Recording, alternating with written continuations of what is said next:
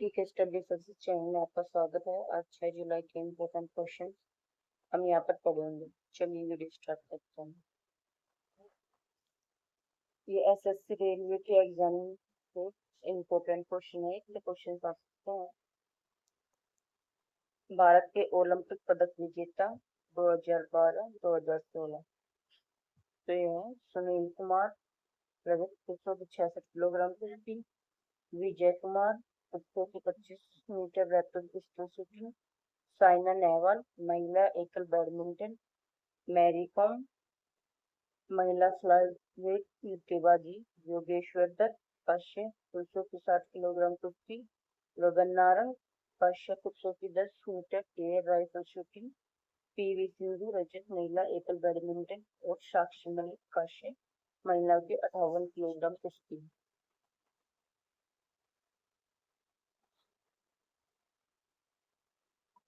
The European Union has set which of the following as its climate target for 2040?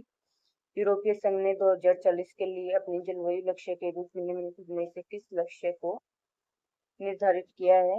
ये किया है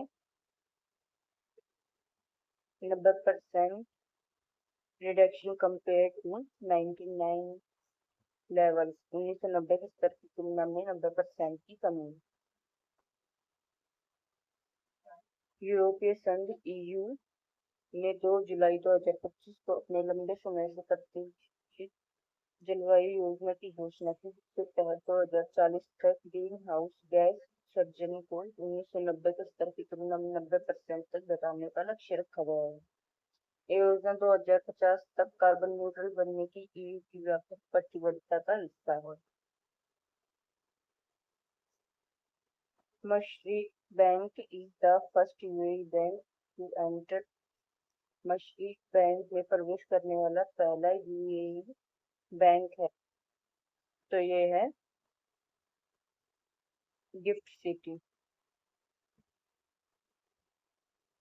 संयुक्त अरब अमीरात UAE के प्रमुख बैंक मशरिक को गुजरात से गिफ्ट सिटी में शाखा खोलने के लिए इन प्रिंसिपल अप्रूवल मिल गया है। भारत के अंतर्राष्ट्रीय वित्तीय सेवा केंद्र IFSC में प्रवेश करने वाला पहला UAE आधारित बैंक बन गया है। इसका उद्देश्य है वैश्विक और सीमा पार व्यापार से जुड़े ग्राहकों को सेवा प्रदान करना। यह शाखा विदेशी मुद्रा में ऋण, व्यापक वित्त और जोखिम प्रबंधन उपकरण जैसी सेवाएं प्रदान करेगी। Recently, when was the International Day of Cooperative celebrated? हाल ही में अंतर्राष्ट्रीय सहकारिता दिवस कब मनाया गया? तो ये मनाया गया 5 जुलाई को। दुनिया भर में 5 जुलाई 2025 को अंतर्राष्ट्रीय सहकारी दिवस मनाया गया। ये संयुक्त राष्ट्र के अंतर्राष्ट्रीय सहकारी दिवस वर्ष IY 2025 के दौरान पड़ रहा है। इसका उद्देश्य दुनिया भर में सहकारी संस्थाओं द्वारा किए जा रहे महत्वपूर्ण कार्यों पर ध्यान केंद्रित करना है। उसकी थीम है सहकारिता समावेशी और टिकाऊ समाधान द्वारा एक बेहतर विश्व की ओर। SBI helped add to how many billion dollars to the world economy in FY 2025? SBI ने वित्त वर्ष 2025 में विश्व अर्थव्यवस्था में कितने बिलियन डॉलर जोड़ने में मदद की? तो ये है 44 अरब डॉलर। SBI रिसर्च की एक नई रिपोर्ट के अनुसार भारत ने वित्त वर्ष 2024-25 में वैश्विक अर्थव्यवस्था में 297 अरब डॉलर का योगदान दिया, जो वैश्विक GDP वृद्धि का 6.7%। इसमें अकेले भारतीय स्टेट बैंक ने 44 अरब डॉलर यानी कि 1.1% की वृद्धि में हिस्सेदारी निभाई। FY 25 में दुनिया की कुल अर्थव्यवस्था 4018 अरब डॉलर की वृद्धि हुई, जिसमें भारत की हिस्सेदारी 297 अरब डॉलर है। Reserve bank of India has directed bank to adopt which indicator? भारतीय रिजर्व बैंक ने बैंकों को संकेतित किस संकेतक को अपनाने के निर्देश दिए हैं? तो ये है फाइनेंशियल फ्रॉड रिस्क, वित्तीय धोखाधड़ी जोखिम संकेतक। भारतीय रिजर्व बैंक आरबीआई ने 30 जून 2025 को सभी बैंकों को एक नया सिस्टम अपनाने का निर्देश दिया है, जिसका नाम है financial fraud risk indicator FRI। ये उपकरण दूरसंचार विभाग द्वारा विकसित किया गया है। इसका उद्देश्य ऑनलाइन वित्तीय धोखाधड़ी को रोकना है। मोबाइल नंबर धोखाधड़ी में लिप्त है या नहीं, ये नंबरों को मध्यम उच्च या फिर बहुत उच्च जोखिम की श्रेणी में वर्गीकृत करता है। आरबीआई ने सभी प्रकार के बैंकों, scheduled commercial bank, small financial bank, payment bank, cooperative bank को अपने सिस्टम में FIR से जोड़ने का निर्देश दिया है। Which municipal corporation of पूरी ओडिशा will be formed? पूरी ओडिशा का कौन सा नगर निगम बनेगा? तो ये बनेगा छठा। ओडिशा के प्रसिद्ध तीर्थ और पर्यटन नगरी पुरी को अब नगर निगम यानी कि म्यूनिसिपल कॉर्पोरेशन का दर्जा दिया जाएगा। ये घोषणा मुख्यमंत्री मोहन चरण मांझी ने 5 जुलाई 2025 को बहुदा यात्रा से पहले की। इसका उद्देश्य उस शहर की आधारभूत सुविधाओं को बेहतर बनाना है, जहां हर साल लाखों श्रद्धालु और पर्यटक आते हैं। पुरी अब भुवनेश्वर, कटक, सबलपुर, बेरामपुर और राउरकेला के बाद ओडिशा का छठा नगर निगम बनेगा। इसका लक्ष्य 2036 तक पुरी को प्रमुख आध्यात्मिक और पर्यटन शहर के रूप में विकसित करना है। Which player did Mukesh defeat in super united rapid chess? Super united rapid chess में मुकेश ने किस खिलाड़ी को हराया? तो ये हराया वेस्ली सो को। क्रोएशिया के जोग्रेब में चल रहे super united rapid and tournament में भारतीय शतरंज खिलाड़ी डी गुकेश ने रैपिड खिताब जीत लिया है। ये टूर्नामेंट ग्रेट चेस टूर 2025 का हिस्सा है। गुकेश ने रैपिड फॉर्मेट में 18 से 14 पॉइंट अर्जित किए। गुकेश ने टूर्नामेंट के 3 दिवसीय रैपिड वर्ग में शानदार लय दिखाई है। दूसरे दिन उन्होंने लगातार 5 मुकाबले जीते हैं। अंतिम दिन उन्होंने अनीश गिरी नीदरलैंड से हैं और इवान सारिक क्रोएशिया के खिलाफ ड्रॉ खेले हैं और फिर वेस्ली सो अमेरिका के खिलाफ जीत के साथ खिताब पर कब्जा किया है। Why will India increase oil storage capacity for a secure future?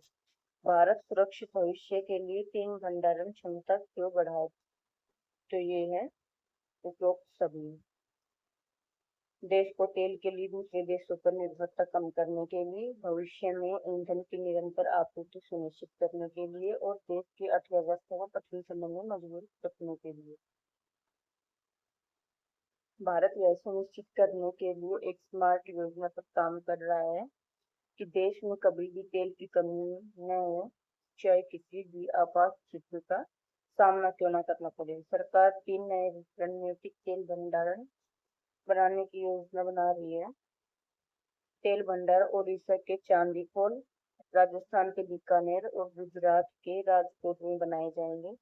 Bharat में पहले से ही विशाखापट्टनम, मंगलुरु और पदूर में तेल भंडार बना चुका है। अगर किसी कारणवश दूसरे देशों में तेल की आपूर्ति में बाधा आती है या फिर अंतर्राष्ट्रीय बाजार में तेल की कीमतें बहुत बढ़ जाती हैं, तो ये अतिरिक्त भंडारण देश के लिए मददगार साबित होंगे। Who was awarded the highest honor of Trinidad and Tobago? त्रिनाद और टोबैगो के सर्वोच्च सम्मान से किसे नवाजा गया? तो ये नवाजा गया है प्रधानमंत्री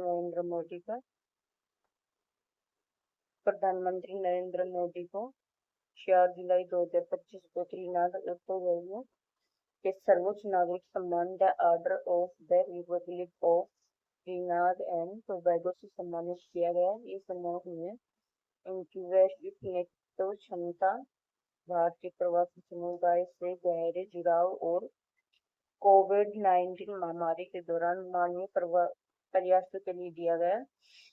प्रधानमंत्री मोदी की त्रिनाद और टोबैगो की पहली आधिकारिक यात्रा है ये किसी भारतीय प्रधानमंत्री की 1999 के बाद पहली त्रिनाद यात्रा है। ये यात्रा प्रधानमंत्री नरेंद्र मोदी की 5 देशों की यात्रा का हिस्सा है। त्रिनाद से पहले प्रधानमंत्री ने घाना का दौरा किया, जहां उन्हें देश के एक प्रतिष्ठित सम्मान officer of the order of the star of घाना से नवाजा गया। AnandTech is the satellite of which country which will launch the internet? AnandTech किस देश का सैटेलाइट है जो इंटरनेट शुरू करेगा? तो ये है भारत का।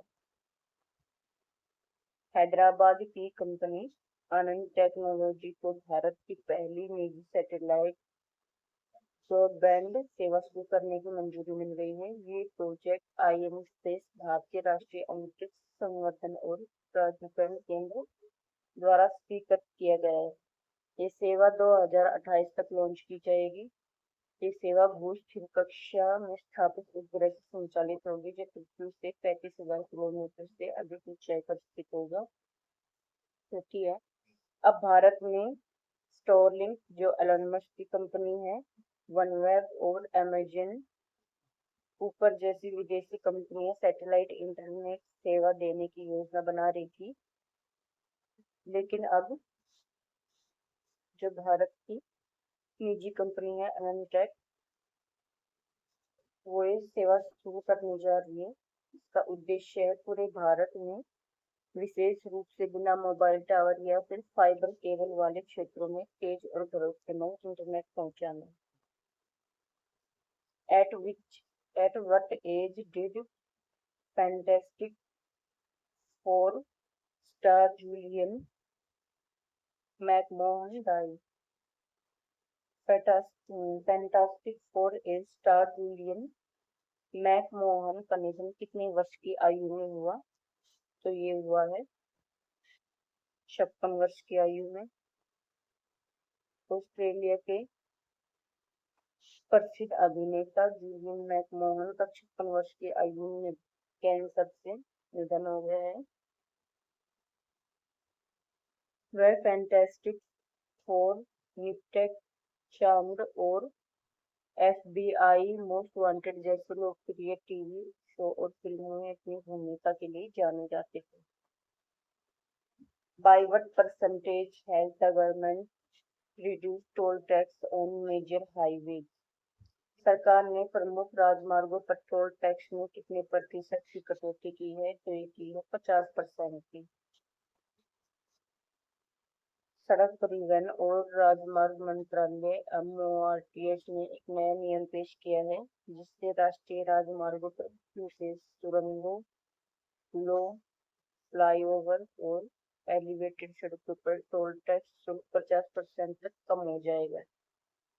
इसका उद्देश्य है यात्रा को सस्ता बनाना और लोगों को राजमार्गों के उपयोग के लिए प्रोत्साहित करना। यदि किसी राजमार्ग का 40 किलोमीटर का हिस्सा पूरी तरह से पुलों और फ्लाईओवर से बना है, तो पहले यात्रियों को 400 किलोमीटर के बराबर टोल देना पड़ता था। अब नए नियम के अनुसार टोल केवल 200 किलोमीटर के हिसाब से लगेगा, यानी कि आधा शुल्क लगेगा। Who became the first female fighter pilot of the Indian Navy? भारतीय नौसेना की पहली फाइटर पायलट कौन बनी है? तो ये बनी है आस्था पूनिया। सब लेफ्टिनेंट आस्था पूनिया भारतीय नौसेना की पहली महिला बन गई है, जिन्हें फाइटर पायलट प्रशिक्षण स्ट्रीम में शामिल किया गया है। ये घोषणा 4 जुलाई 2025 को विशाखापट्टनम स्थित INS डेगा में आयोजित एक विशेष कार्यक्रम के दौरान की गई है। जुलाई 2025 को लेफ्टिनेंट अतुल कुमार धूल और सब लेफ्टिनेंट आस्था पुनिया को विंग्स ऑफ गोल्ड से सम्मानित किया गया। फिर है ये भी एसएससी रेलवे की एग्जाम में इम्पोर्टेंट है, क्वेश्चन आ सकता है इससे। भारत के ओलंपिक पदक विजेता टोक्यो 2020 मीराबाई चानू, रजत, महिला 49 किलोग्राम भारोत्तोलन। लवलीना बारगोहेन कांस्य, महिला वेटरवेट वेल्टरवेट मुक्केबाजी। पीवी सिंधु कांस्य, महिला एकल बैडमिंटन। रवि कुमार दहिया, रजत, पुरुष 57 किलोग्राम कुश्ती। भारतीय हॉकी टीम कांस्य पुरुष हॉकी। बजरंग पूनिया पुरुष 65 किलोग्राम कुश्ती। नीरज चोपड़ा स्वर्ण पुरुष भाला फेंक। और एक है 2024 के, इससे भी क्वेश्चन आ सकता है एसएससी रेलवे में। मनु भास्कर कांस्य, महिलाओं के 10 metre air pistol shooting. Manu Bhaskar Sarabjot Singh कांस्य, मिश्रित team 10 metre air pistol shooting. Sarvapalli Kusale कांस्य, पुरुषों की 50 meter rifle team position shooting. भारतीय हॉकी टीम कांस्य पुरुषों की हॉकी। नीरज चोपड़ा रजत पुरुषों का भाला फेंक। और अमन सहरावत कांस्य पुरुषों के 57 किलोग्राम कुश्ती।